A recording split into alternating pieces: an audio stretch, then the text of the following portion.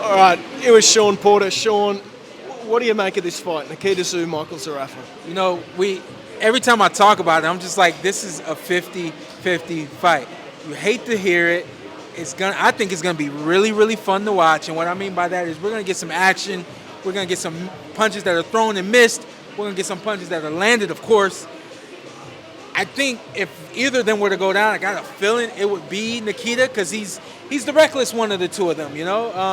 Talking to Liam Pyro right there, he said Zerafa's got some pop, and that pop comes off of that counterpunch, so which is perfect for someone who opens up the way that Nikita does. It's a fun fight, Again, the question that everybody wants to know: what does this look like in America?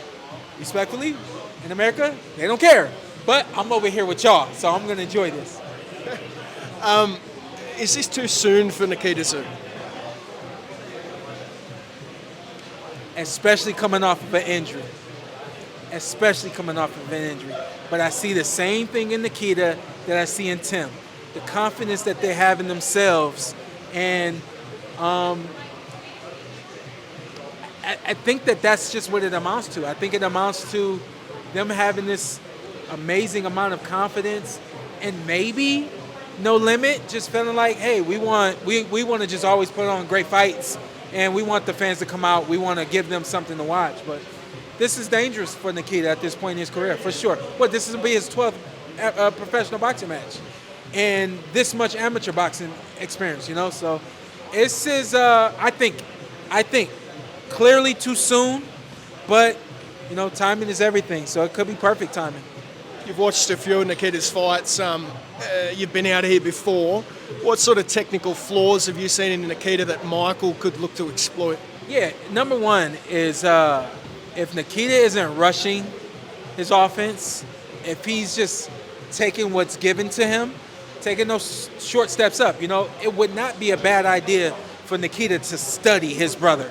I understand you're your own person. I understand you want to create your own style, but you can't fight nature. And nature dictates you're just like your brother, who was just like your dad. It's all about setting up the big shot, but that's what he lacks. He lacks the ability to set up the big punches, So if we see him on fight night taking it easy, working up to the big punches and not just, coming out wide and things like that, I'm looking at this and I'm saying, okay, this is a good sign for Nikita. He's grown.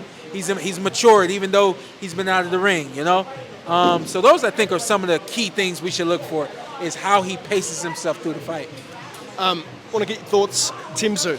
What have you made of, he had the losses, the Fondora defeat. He sort of ended the fight on his stool. He bounced back with a win last month. Where does Tim Tszyu go from here?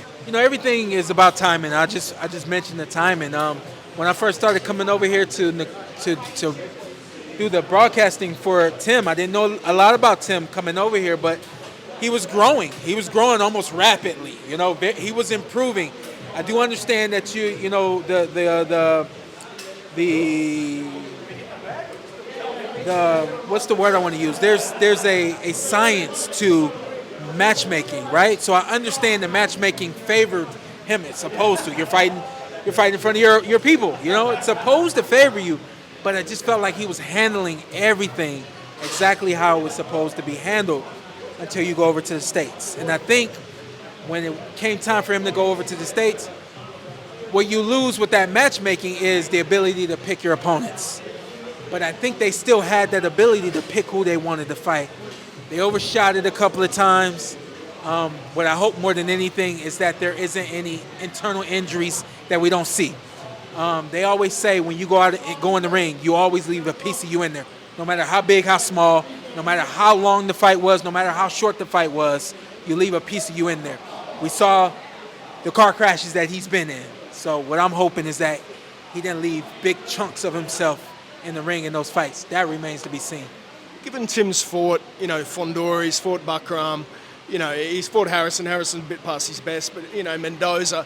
Has guys like Virgil Ortiz, Boots Ennis, is there perhaps critique that they haven't fought the Fondoras, the Buckrams, the Zayas, we don't know where Tim's at. Listen, we're talking about matchmaking, and you haven't seen a Virgil Ortiz in the ring with that kind of guy. We saw him most recently with Erickson Lubin, but we can tell Erickson Lubin's in that Tony Harrison position where he's just not who he used to be, and he's never going to be that guy anymore, you know. So the matchmaking for guys like Virgil Ortiz, guys like Jerron Boots Ennis, you know, Boots has been a very hard thing for him to match up because he's just superior, you know. With Tim, while he has those names on his record, it came with a cost, you know. So moving forward, you match him carefully, and even though he's past the building up phase, you still have to rebuild the kid, you know. And I think you rebuild him here in Australia, you know. You reestablish who he is here in Australia.